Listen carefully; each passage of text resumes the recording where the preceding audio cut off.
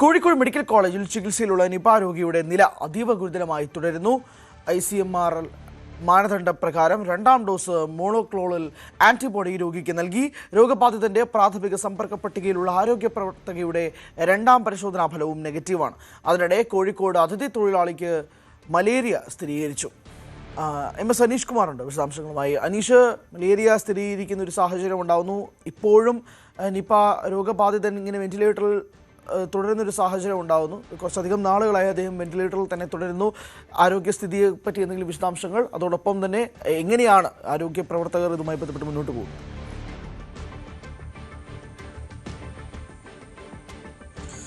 ഹരി, 3 രോഗങ്ങളാണ് ഇപ്പോൾ കോഴിക്കോട് ജില്ലയിൽ ഭീതി പരത്തി പടർന്നു പിടിക്കുന്നത്. ഇതിൽ ഏറ്റവും പ്രധാനപ്പെട്ടത് നിപ്പ തന്നെയാണ്. നിപ്പ രോഗബാധിതനായ കോഴിക്കോട് മെഡിക്കൽ കോളേജ് ആശുപത്രിയിൽ കഴിയുന്ന 43-കാരൻ്റെ അവസ്ഥ ഇപ്പോഴും അതീവ ഗുരുതരാവസ്ഥയിൽ തന്നെ തുടരുന്നു.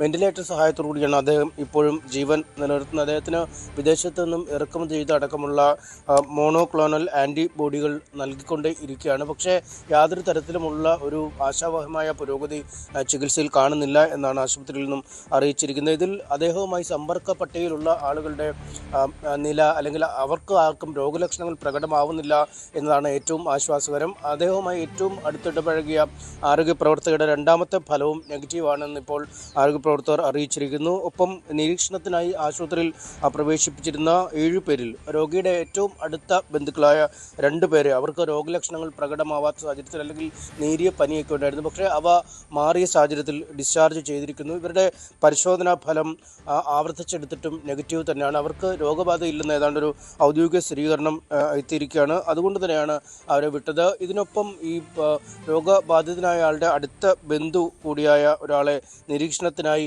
മെഡിക്കൽ കോളേജ് ആശുപത്രിയിലേക്ക് ഇന്നലെ പ്രവേശിച്ചിട്ടുണ്ട്. അദ്ദേഹത്തെ കൃത്യമായ നിരീക്ഷണം നടത്തിയ ശേഷം വീണ്ടും ടെസ്റ്റ് എടുക്കുകയും, അല്ലെങ്കിൽ ടെസ്റ്റിൽ ഒരു അനുകൂല സാഹചര്യം ഉണ്ടായാൽ വീട്ടിലേക്ക് മടക്കി അയക്കുകയും ചെയ്യും. ഒപ്പം ഈ അദ്ദേഹവുമായി അടുത്ത സമ്പർക്കം പുലർത്തിയ, അതായത് രോഗിയെ ചികിത്സിച്ച മറ്റൊരു ആരോഗ്യ പ്രവർത്തകരുടെ ഒരു സാമ്പിൾ കൂടി അയക്കുകയും ചെയ്തിട്ടുണ്ട്. എന്തായാലും ഇത്രയും ദിവസങ്ങൾ കഴിയുമ്പോഴും ഉള്ള ഏക ആശ്വാസം ഈ പുതിയ നിപ കേസുകൾ ഉണ്ടാവുകയോ അല്ലെങ്കിൽ സമ്പർക്ക പട്ടികയിൽ പുതുതായി ആരെങ്കിലും ചേർക്കപ്പെടുകയോ ചെയ്യേണ്ട ആവശ്യമില്ല എന്നാണ്.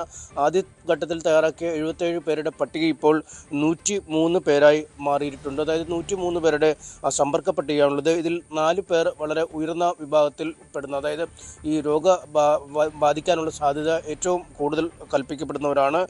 14 പേർ ഹൈ റിസ്ക് കാറ്റഗറിയിൽ വരുന്നവരുമുണ്ട്. 85 പേർ കുറഞ്ഞ സാധ്യതയുള്ള ആളുകളുടെ പട്ടികയിലുമാണ്. എന്തായാലും ഈ കേന്ദ്ര സംഘമടക്കം ഇപ്പോൾ ജില്ലയിൽ എത്തിയിട്ടുണ്ട്. അവർ രോഗബാധിതന് ആദ്യം ചികിത്സയ്ക്കായി പോയ ഫറൂഖ് ആശുപത്രിയിൽ സന്ദർശനം നടത്തിയിരുന്നു. ഒപ്പം ഈ രോഗബാധ റിപ്പോർട്ട് ചെയ്ത രാമനാട്ടുകര മുനിസിപ്പാലിറ്റിയുടെ കീഴിലുള്ള ഇടങ്ങളിൽ ആരോഗ്യ പ്രവർത്തകർ ശുചീകരണ പരിപാടികളും മറ്റുമൊക്കെ കൃത്യമായി നടത്തുന്നുണ്ട്. രോഗബാധ ഉണ്ടാവാൻ അല്ലെങ്കിൽ ഉറവിടമായി മാറാൻ സാധ്യതയുള്ള മേഖലകളൊക്കെ ഒഴിവാക്കുന്ന രീതിയിലുള്ള പ്രവർത്തനങ്ങളാണ് നടക്കുന്നത്. ഒരു വശത്ത് നിപ്പ ഈ രീതിയിൽ മുന്നോട്ട് പോകുമ്പോൾ മലേറിയ രോഗബാധയും കോഴിക്കോട് നഗരത്തിൽ ഒരാൾക്ക് സ്ഥിരീകരിച്ചിട്ടുണ്ട് എന്നതാണ് ഏറ്റവും ശ്രദ്ധേയമായ കാര്യം. തിക്കുടയിൽ ആണ് ഈ രോഗം സ്ഥിരീകരിച്ചിരിക്കുന്നത്. മധ്യപ്രദേശിൽ നിന്ന് വന്ന ഒരു അതിഥി തൊഴിലാളിയായ ആൾക്കാണ് രോഗം സ്ഥിരീകരിച്ചിരിക്കുന്നത്. മെയ് അവസാന വാരമാണ് ഇദ്ദേഹം ആശുപത്രിയിൽ ചില രോഗലക്ഷണങ്ങളോടുകൂടി എത്തിയത്. പനിയും കടുത്ത തലവേദന അടക്കമുള്ള ലക്ഷണങ്ങളും ഉണ്ടായിരുന്നു. പിന്നീട് നടത്തിയ പരിശോധനയിലാണ് ഇദ്ദേഹത്തിന് മലേറിയ ഉണ്ട് എന്ന് സ്ഥിരീകരിച്ചത്. എന്തായാലും കേരളത്തിൽ നിന്നല്ല അദ്ദേഹത്തിന് മലേറിയ വ്യാപിച്ചത് അല്ലെങ്കിൽ പകർന്നത് എന്നൊരു നിഗമനത്തിലാണുള്ളത്. രോഗത്തിൻ്റെ ഉറവിടം മധ്യപ്രദേശാണ് എന്ന് ആരോഗ്യ പ്രവർത്തകർ കണ്ടെത്തുകയും ചെയ്തിരിക്കുന്നു. അദ്ദേഹം ഇപ്പോൾ തിക്കോടിയിലെ താമസ സ്ഥലത്ത് ചികിത്സയിൽ കഴിയുകയാണ്. ഏതാണ്ട് 2 ആഴ്ച മുമ്പ് സമാനമായ രീതിയിൽ തന്നെ നടക്കാവിലും ഈ രീതിയിൽ ഒരു മലേറിയ കേസ് റിപ്പോർട്ട് ചെയ്തിരുന്നു. അതും പുറത്തു നിന്നും, അതായത് കേരളത്തിന് പുറത്തു നിന്ന് വന്ന അതിഥി തൊഴിലാളിക്കാണ് രോഗം സ്ഥിരീകരിച്ചത്. പിന്നീട് രോഗം സ്ഥിരീകരിച്ചതിനെ തുടർന്ന് അദ്ദേഹം നാട്ടിലേക്ക് മടങ്ങുന്ന ഒരു സാഹചര്യം ഉണ്ടായിരുന്നു.